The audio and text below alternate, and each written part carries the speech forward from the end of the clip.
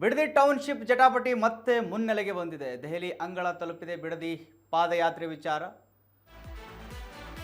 ವೀಕ್ಷಕರೇ, ಬಿಡದಿ ಟೌನ್ಶಿಪ್ ವಿಚಾರ ಜಟಾಪಟಿ ಏನಿದೆ ಅದು ಮತ್ತೆ ಮುನ್ನೆಲೆಗೆ ಬಂದಿದೆ.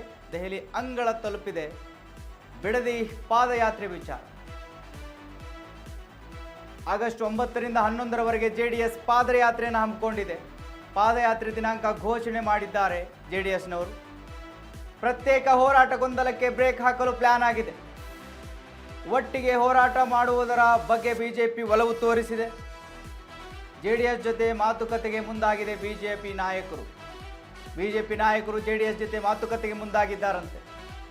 ಹೋರಾಟದ ಜವಾಬ್ದಾರಿ ಅಶೋಕ್ ಹೆಗಲಿಗಿದೆ. ಇಂದು ಕೇಂದ್ರ ಮಂತ್ರಿ HDK ಜೊತೆ ಅಶೋಕ್ ಮಾತುಕತೆ ಆಗುತ್ತೆ. ದೆಹಲಿಯಲ್ಲಿ ಪಾದಯಾತ್ರೆ ಬಗ್ಗೆ HDK ಅಶೋಕ್ ಚರ್ಚೆ ಮಾಡ್ತಾರೆ.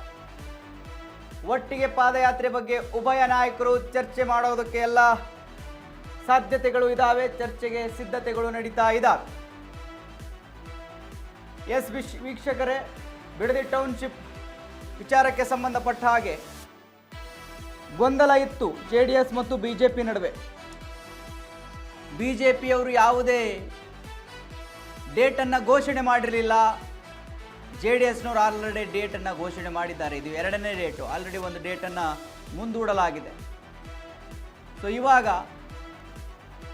ಬಿಜೆಪಿಯವರು ಮತ್ತು JDSನವರು ಇಬ್ಬರು ಕೂಡಿ ಪಾದಯಾತ್ರೆ ಮಾಡುವ ಎಲ್ಲ ಸಾಧ್ಯತೆಗಳು ಇದ್ದಾವೆ ಅಂತ ತಿಳಿದು ಬರ್ತಾ ಇದ್ದಾವೆ. ಯಾಕಂತ ಹೇಳಿದ್ರೆ, ಮೊದಲು ಬಿಜೆಪಿ ಪಾದಯಾತ್ರೆ ಮಾಡ್ತೀವಿ ಅಂತ ಹೇಳಿತ್ತು, ಬಟ್ ಯಾವುದೇ ಡೇಟ್ ಕೊಟ್ಟಿರಲಿಲ್ಲ. ಅದರ ಬೆನ್ನಲ್ಲೇ JDS ಪಾದಯಾತ್ರೆಗೆ ಒಂದು ಡೇಟ್ ಕೊಡ್ತು.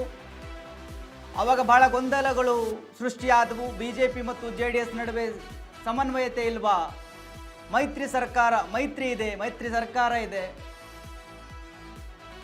ಮೈತ್ರಿ ಮಾಡ್ಕೊಂಡಿದ್ದಾರೆ ರಾಜ್ಯದಲ್ಲೂ ಕೇಂದ್ರದಲ್ಲೂ.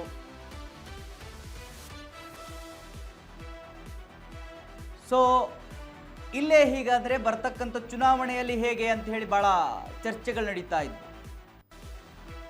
ಸೊ ಇವಾಗ ಇಬ್ಬರು ಕೂಡ ಪಾದಯಾತ್ರೆ ಮಾಡೋದಕ್ಕೆ ಸಿದ್ಧತೆಗಳು ನಡೀತಾ ಇದ್ದಾವೆ, ಮಾತುಕತೆಗಳು ನಡೀತಾ ಇದ್ದಾವೆ ಅನ್ನುವಂಥ ಮಾಹಿತಿಗಳಿದ್ದಾವೆ.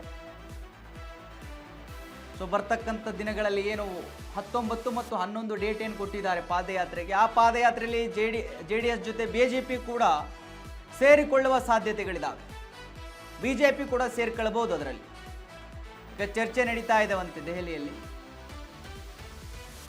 ಚರ್ಚೆ ಬಳಿಕ ಅಂತಿಮ ತೀರ್ಮಾನ ಏನು ಅನ್ನೋದು ಗೊತ್ತಾಗುತ್ತೆ.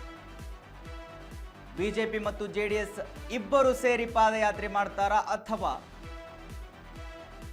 JDS ಒಂದೇ ಮಾಡುತ್ತಾ ಅನ್ನೋದು ಏನು ಅಂತ ಹೇಳಿ ಬರ್ತಕ್ಕಂಥ ದಿನಗಳಲ್ಲಿ ಸ್ಪಷ್ಟವಾಗುತ್ತೆ.